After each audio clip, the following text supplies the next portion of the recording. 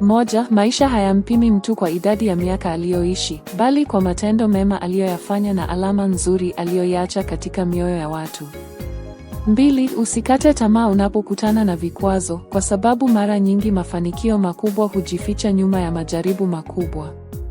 Tatu, mtu mwenye subira ni kama mkulima anayepanda mbegu leo akiwa na imani kwamba siku moja atavuna matunda ya jasho lake. Nne, heshima haiji kwa nguvu wala mali, bali hujengwa na tabia njema, unyenyekevu na ukweli wa mtu. Tano, usimcheke anayeshindwa leo, kwa sababu maisha hubadilika na kesho anaweza kuwa mbele yako. Sita, moyo wa kushukuru huvutia baraka nyingi kuliko moyo wa kulalamika kila wakati. Saba, kila changamoto unayopitia ni somo linalokuandaa kwa hatua kubwa zaidi katika maisha yako.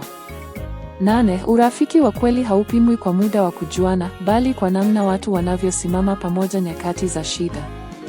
Tisa, maneno mazuri yana uwezo wa kuponya moyo uliojeruhiwa kuliko dawa nyingi.